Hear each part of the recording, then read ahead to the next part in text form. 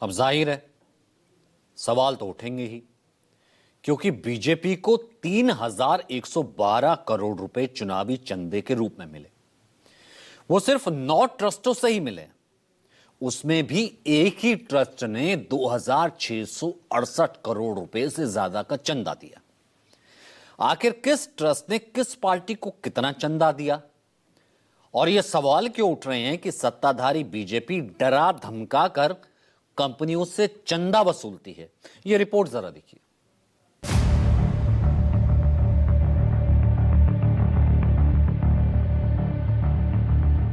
सियासी दलों को सबसे ज्यादा चंदा देने वाले चुनावी ट्रस्ट में सबसे पहला नाम प्रूडेंट इलेक्टोरल ट्रस्ट का है। प्रूडेंट इलेक्टोरल ट्रस्ट बीजेपी के लिए सबसे बड़ा दानदाता बनकर उभरा है। इस ट्रस्ट ने 2024-25 में कुल 2,668.46 करोड़ रुपए का चंदा सियासी दलों को दिया, जिसमें से सबसे ज्यादा या फिर यूं कह लीजिए कि एक तरफा बीजेपी को दिया। इस ट्रस्ट ने बीजेपी को 2,180.71 करोड़ रुपए का चंदा दिया है। वहीं कांग्रेस को महज 216.3 करोड़ और अन्य पार्टियों को 271.72 करोड़ रुपए का चंदा मिला। इस ट्रस्ट को Jindal steel and power, mega engineering and infrastructure limited, Bharti Airtel और बिंदो फार्मा, टोरेंट फार्मास्यूटिकल्स जैसी बड़ी कंपनियों से फंड मिला। हालांकि ट्रस्ट ने कांग्रेस, तृणमूल कांग्रेस, आम आदमी पार्टी, तेलुगु देशम पार्टी और अन्य दलों को भी चंदा दिया है। इसके बाद दूसरे नंबर पर है प्रोग्रेसिव इलेक्टोरल ट्रस्ट। इसने कुल 914.97 करोड़ रुपए राजनीतिक दलों को दान दिया, जिसमें बीजेपी को 757.62 करोड़, कांग्रेस को 77.34 करोड़ और अन्य को महज 80 लाख रुपए का चंदा दिया है। प्रोग्रेसिव इलेक्टोरल ट्रस्ट के मुख्य दानदाता टाटा समूह की कंपनियां रही, जिनमें Tata sons, Tata consultancy services TCS, Tata steel, Tata motors और टाटा पावर शामिल हैं। तीसरे नंबर पर है न्यू डेमोक्रेटिक इलेक्टोरल ट्रस्ट।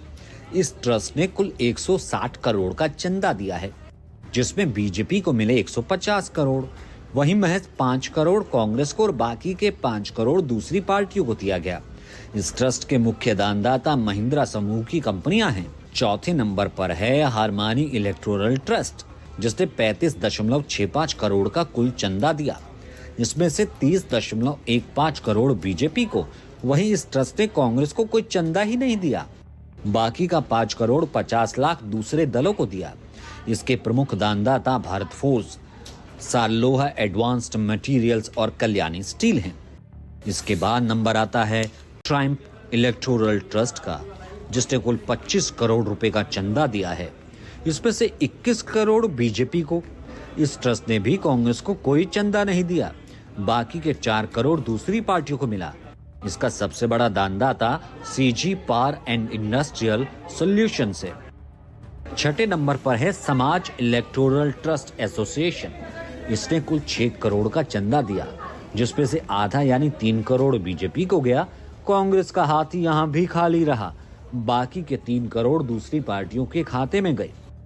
जन प्रगति इलेक्टोरल नाम का एक ट्रस्ट ने कुल 1.02 करोड़ रुपए का चंदा दिया।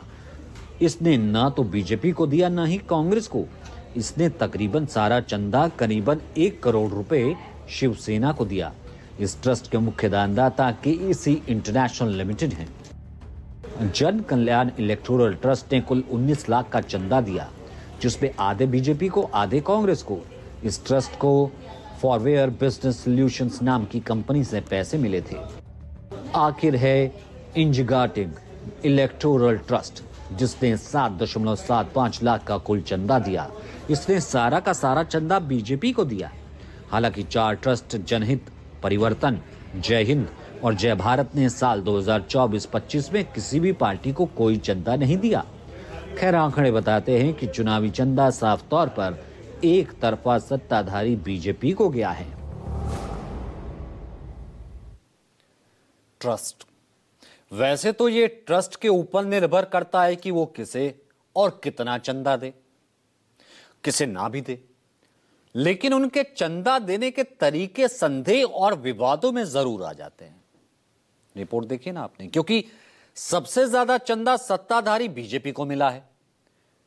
जैसा कि हमने आपको बताया कि बीजेपी को जो चंदा मिला है, कांग्रेस उससे कोसों दूर है और यही कई सवाल भी खड़ा करता है, उसको जन्म देता है। सवाल ये, क्या सरकार की ओर से धंधा मिलता रहे, इसके बदले कंपनियां चंदा देती हैं? क्या ईडी, सीबीआई और दूसरी एजेंसियों का डर दिखाकर सत्ताधारी पार्टियां कंपनियों से चंदा वसूलती हैं? और चंदे का यह एक तरफा प्रवाह क्या चुनाव में लेवल प्लेइंग फील्ड को खत्म नहीं कर देगा?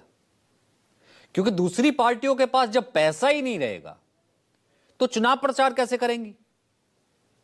अब ऐसे में क्या यह लोकतंत्र के लिए सबसे ज्यादा खतरनाक नहीं है?